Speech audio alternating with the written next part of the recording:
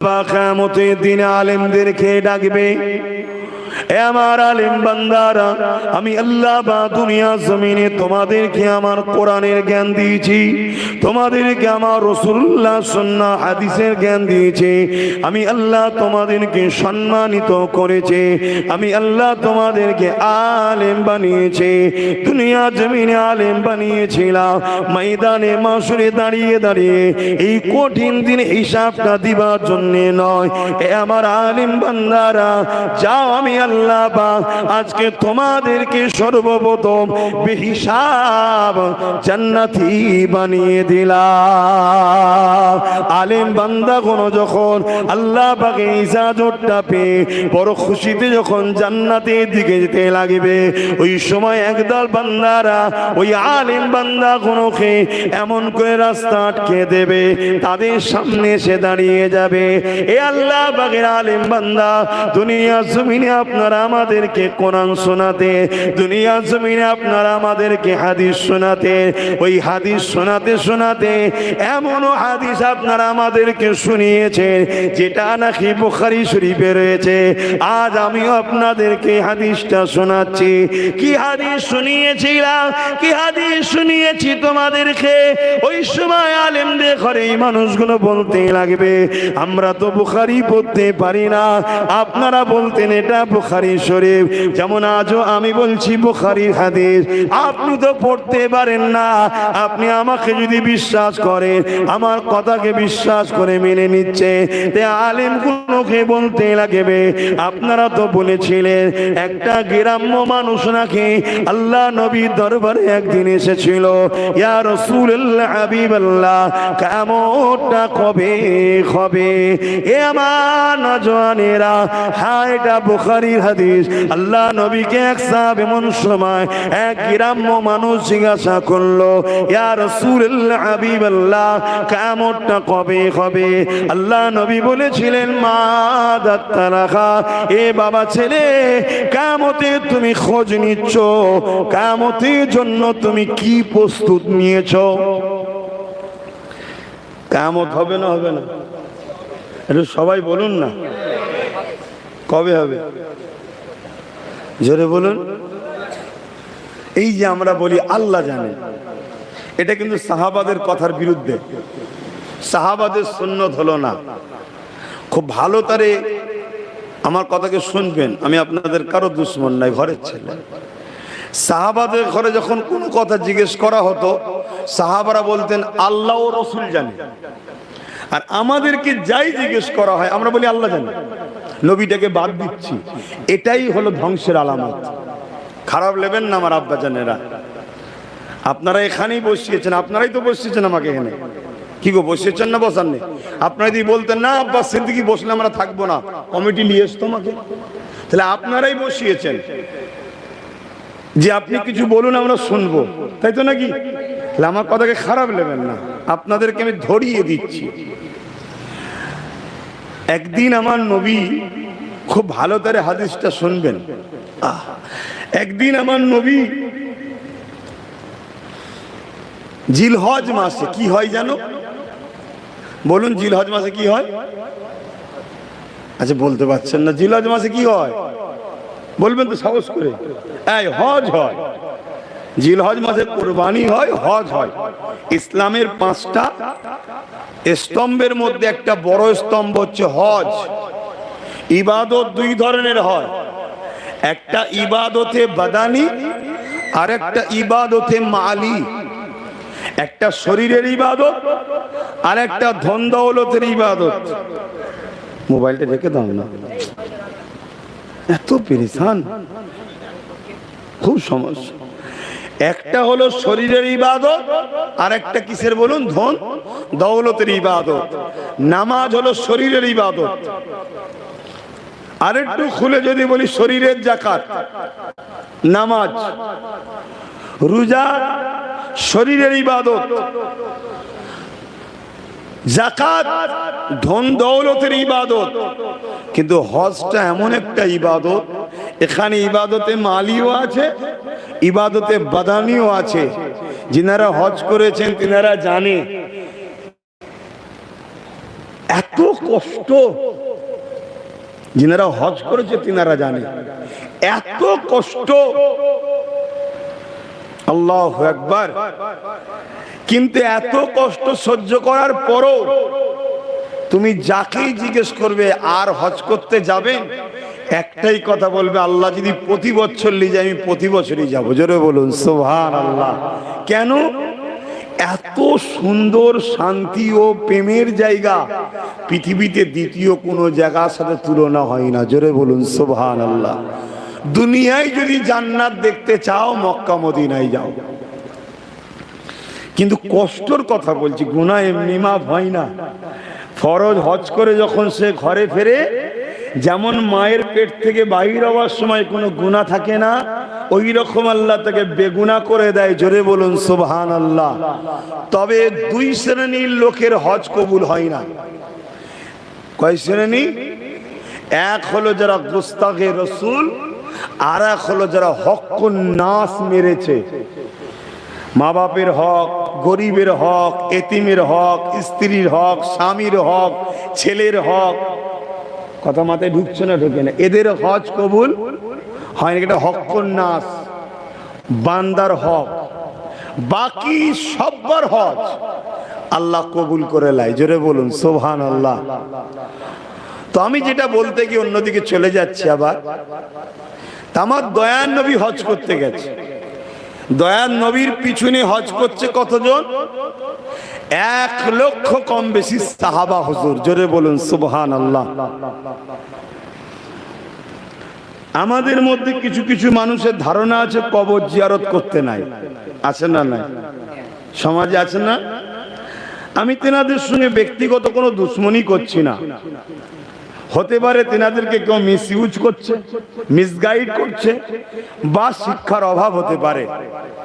আমি যে বিরাট পণ্ডিত তাও বলছি না, কিন্তু আমি ধরিয়ে দিচ্ছি আল্লাহ নবী 1 লক্ষ কম বেশি সাহাবাদেরকে নিয়ে কাবার দিকে রওনা দিয়েছে হজ করবে।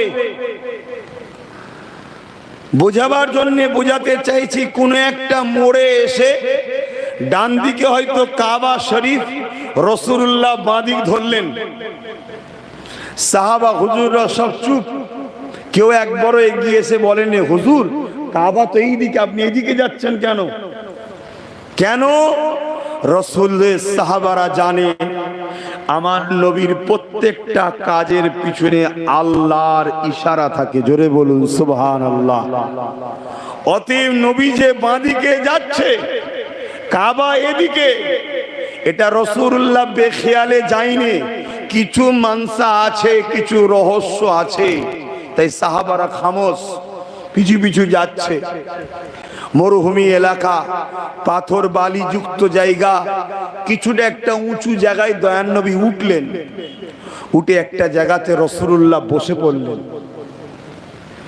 বাচ্চা ছেলে যেভাবে কাঁদে, অনেক সময় বাচ্চারা দেখবেন দুঃখ পেয়ে গেলে কি করে কাঁদে, দুটো পাকে এক জায়গায় করে, মানে এই হাঁটু দুটোকে জোড় করে, আর এই মাথাটাকে দুই হাঁটুর বিচখানে এইভাবে গুঁজে দেয়। বুঝাতে পারছি না? পা তুলতে পারছি না, মুরব্বীরা রয়েছে, দিয়ে এইভাবে বেঁধে কাঁদে না? আল্লাহ নবী 63 বছরের নবী সারা রাত ধরে ওই জায়গায় বসে বাচ্চা ছেলের মতো, মানে বাচ্চারা যেভাবে কাঁদে সারা রাত ধরে কাঁদলেন। জোরে বলুন সুবহানাল্লাহ। কোথায় কাঁদছে নবী? ওটা হলো রাসূলুল্লাহর আম্মা জান আমিনার কবর ছিল। জোরে বলুন সুবহানাল্লাহ। নবী কাবায় যাওয়ার আগে মায়ের কবর জিয়ারত করে সেখানে কেঁদে সারা রাত হাজিরি দিয়ে গেল। আর আমরা অনেক হাজি আছি, মা বাপের কবরের ধারেও যাই না, চলে যাই। খবরদার এরম করবেন না। যাদের মা বাপ চলে গেছে একটু কবরের কাছে যাবেন, গিয়ে দরুদ শরীফ পড়বেন, সূরা ফাতিহা, ইখলাস শরীফ পড়বেন, পড়ে আল্লাহকে বলবেন, আল্লাহ আমি তো হজে যাচ্ছি, এটা আমার আব্বা, এটা আমার মা। দুনিয়ায় চলতে গিয়ে মানুষ মাত্র ভুল হয়ে যায়। যদি কিছু ভুল হয়ে যায়, মালিক আপনি তো বড় দয়ালু, আপনার তো দয়া শেষ নাই। সাবাকাত রাহমাতি আলা গাযাবি, রহমত ও গজবের প্রতিযোগিতায় আপনার রহমত প্রতিবারেতেই ফার্স্ট হয়। জোরে বলুন সুবহানাল্লাহ। আল্লাহ আপনার কাছে ভিক্ষার দরখাস্ত রাখছি, আমার মা বাপের কবরকে বেহেশতের বাগান করবেন, দোয়া চাইবেন, চেয়ে যান, আল্লাহ খুশি হবে। তো যাক, আমি যেটা বুঝাতে গিয়ে চলে গেলাম যে আল্লাহ ও রসুল জানে, সাহাবারা উত্তর দিতেন। আমরা কিছু হলেই বলি আল্লাহ জানে, নবীটা বাদ দিয়েছে। এই কথা বলতে গিয়ে এদিকে আসলাম। নবী আমার সাহাবাদের নিয়ে কাবা শরীফে গেলেন। এহেরাম অবস্থায় হুদুদে হারামাইন শরীফে ঢুকার আগে এহেরাম করতে হয়। হুদুদে হারামাইন শরীফ বোঝেন কি গো? আমার এলাকার মানুষ বলবেন তো, হ্যাঁ কি না বলুন। হুদুদে হারামাইন শরীফ বোঝেন? খিদে পেয়ে গেছে। জান্নাতি পাথরটা হলো হাজারে আসওয়াদ। ওই পাথর যখন এনেছিল ওটা সাদা নূরওয়ালা পাথর ছিল। ওই পাথর থেকে যেমন হীরের চমক আছে না, হীরে তো দুনিয়ার, ওটা জান্নাতি পাথর। ওর নূরের আলো যতটা এলাকায় গিয়েছিল ওই এলাকাটাকে বলা হয় হুদুদে হারামাইন শরীফ। জোরে বলুন সুবহানাল্লাহ। তখন তো ঘরবাড়ি ছিল না, এখন তো ঘরবাড়ি হয়ে যে আড়াল হয়ে গেছে। তখন যত দূর আলো গিয়েছিল ওই আলো সীমানা করা আছে। ওই ভেতরটাই ঢুকার আগে আপনাকে সমস্ত কাপড় খুলে দুটো থান বিনা সিলাই করা কাপড় পরতে হবে, পুরুষের জন্য, নারীদের জন্য নয়, পুরুষের জন্য। কেন জানেন? আব্বাজান ইব্রাহিম আলাইহিস সালাম যখন কাবা শরীফে গিয়েছিলেন, হুজুর আমার এই দুটো থান কাপড় পরেছিল। ইব্রাহিম নবীর ড্রেসটা আল্লাহর সেদিন পছন্দ হয়েছিল। আল্লাহ তাই ফাইসাল্লা করে দিল, আমার ঘরে যারাই আসবি আমার বন্ধু ইব্রাহিমের ড্রেসে আসবি। জোরে বলুন সুবহানাল্লাহ। তাহলে ইয়াদগার, সেলিব্রেশন করা, স্মরণ করা ইসলামে আছে না নাই? জোরে বলেন। এমনকি ফরজ বানিয়ে দিয়েছে, হজের সঙ্গে শরীক করে দিয়েছে। হুদুদে হারামাইন শরীফের মধ্যে যতক্ষণ থাকবেন, একবার পরে ঢুকে তওয়াফ করে যতক্ষণ থাকবেন আপনাকে দ্বিতীয়বার আর পড়তে হবে না। যখনই হারামাইন শরীফের হুদুদ হারামাইনের বাইরে বেরিয়ে যাবেন, আপনাকে আবার নতুন করে ঢুকবেন, যেই আবার আপনাকে হেরাম করতে হবে। শুনছেন? আবার উমরা করতে হবে, এটা শর্ত। তো যাক, আমি ওদিকে যাচ্ছি না, আমি অন্যদিকে চলে যাচ্ছি। আমার ভাইগুলো কোথায়? কমিটিগুলো কোথায়? সৌবান কো উনা আলে কথা বলে শান্তি নেই। একবার বলেছিলাম আরে আনবিনি, তো বলছেন না। কোথায় গেল সৌবান? ঘুমিয়ে পড়েছে নাকি? না কমিটি থেকে বাদ? কারা আছে? সব কমিটি, বড় বড় সব কমিটি তো আল্লাহ করে।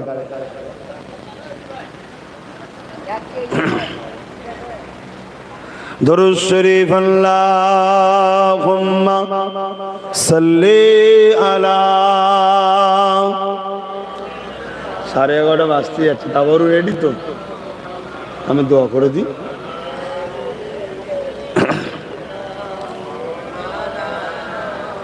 আমার আব্বা জানেরা খাটাখাটনির মানুষ, রাত বেশি রোজ জাগালে হবে না। আবার ঈদের পরে সব ঘরে থাকে, বাইরে থাকার ছেলে বেশি। তাই প্রত্যেকেই চাই ছোট করে একটা পাড়ায় দুয়ার মাহফিল করব, জলসার মাহফিল করব। ভালো জিনিস। এই যে আজকে এলাকায় আল্লাহ রসুলের কথা হচ্ছে, এলাকার বালা মুসিবত দূর হচ্ছে। জোরে বলুন সুবহানাল্লাহ। আজান হয় 5 ওয়াক্ত, ওটাও ভালো জিনিস, বালা মুসিবত দূর হয়। তো যাক, আমি এইটুকু কথা শুধু বলে দিয়ে দোয়া করে দেবো। আল্লাহ পাকের নবী এহেরাম অবস্থায় কাবায় গেলেন, হজ করলেন, এক কথায় সাফা মারোয়া সাই করলেন।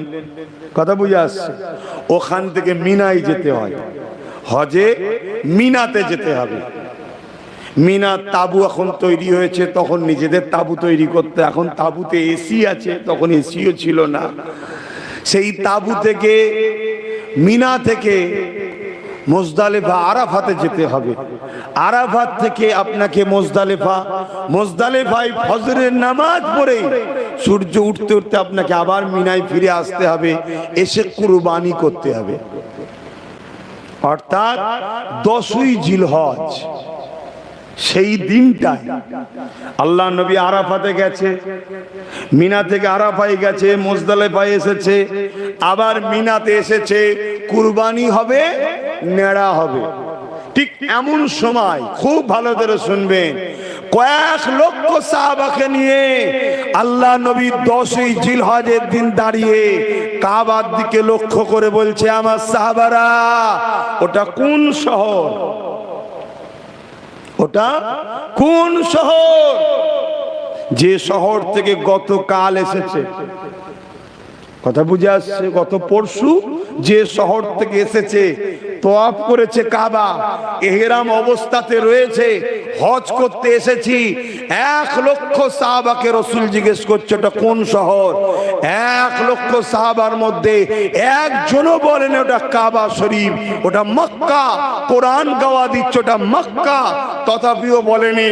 সবাই একটাই কথা বলেছে, আল্লাহ ও রাসূল ভালো জানে। জোরে বলুন সুবহানাল্লাহ। সাহাবারা জানেন ওটা কোন শহর, কিন্তু একটাকে উত্তর দেয়নি। কেন দেয়নি শোনেন। আল্লাহ নবী দ্বিতীয় বললেন, এটা কি মাস? ভাই ইহরাম অবস্থায় মিনায় দাঁড়িয়ে আছে, কুরবানি করবে। কি মাসে কুরবানি হয় বলবেন তো? আমরা সবাই জানি, সাহাবারা জানেন। 1 লক্ষ সাহাবাকে নবী জিজ্ঞেস করছে এটা কি মাস? সাহাবারা একজন কেউ বললো না হুজুর এটা জিলহজ মাস। আল্লাহ নবী জিজ্ঞেস করছে আজকে কোন দিন?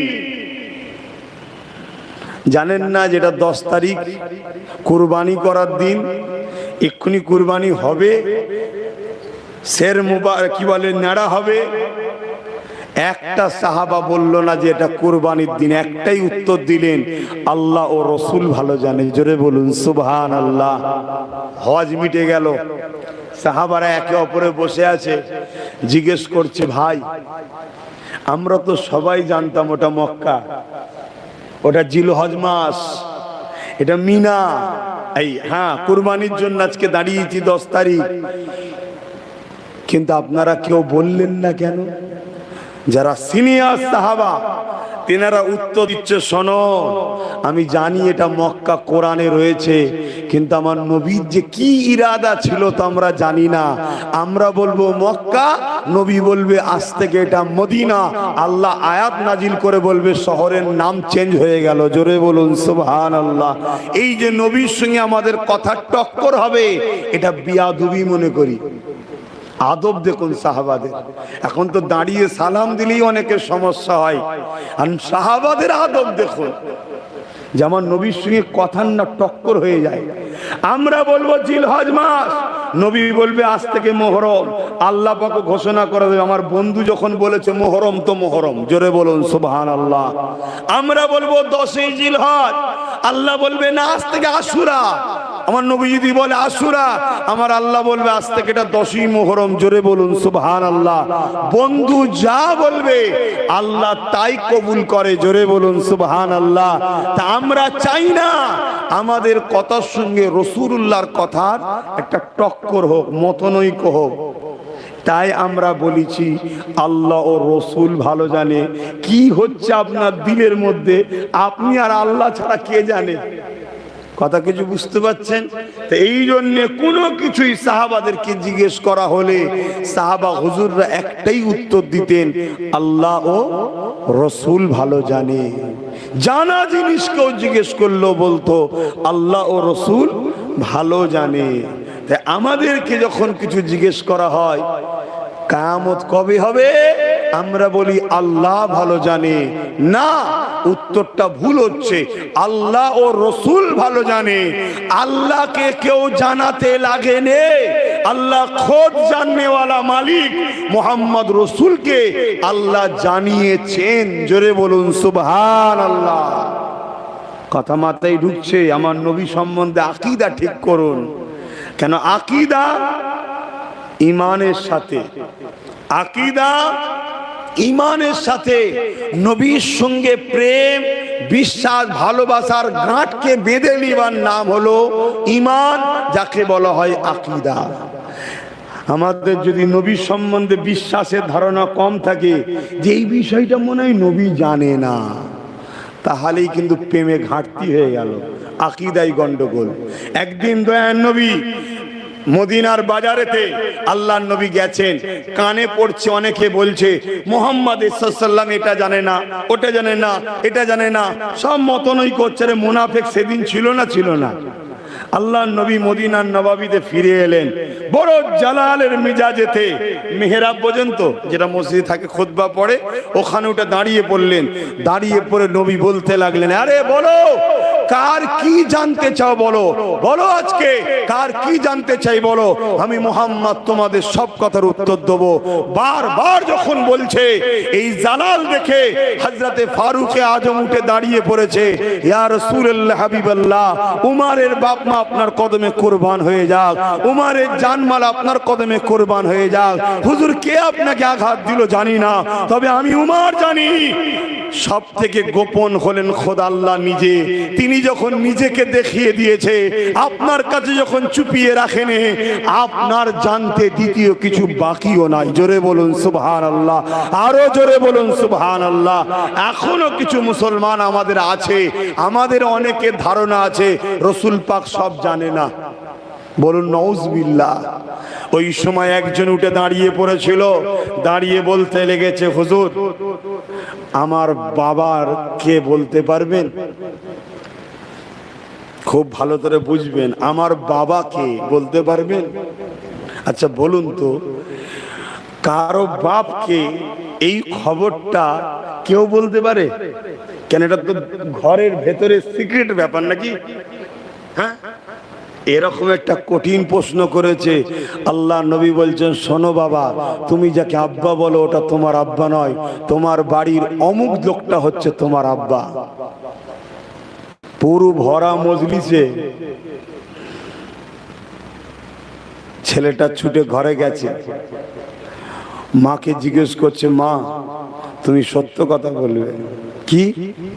বড় মিজাজে, আমার আব্বাকে। মা বলছে কেন? বলছে মোহাম্মদ রসুলকে জিজ্ঞেস করেছিলাম। মা আগে থেকেই বলছে মোহাম্মদ রসুল যার কথা বলেছে সেটাই তোর বাপ। কেন? মা জানে মোহাম্মদ রসুল যেটা বলছে সত্যই বলছে। জোরে বলুন সুবহানাল্লাহ। আমার নবী সম্বন্ধে আমাদের কি ধারণা? হ্যাঁ, নবীকে পিয়ার করুন। আজ থেকে কিয়ামত পর্যন্ত কবে কি ঘটবে না ঘটবে আল্লাহ নবী সব বলে গেছে।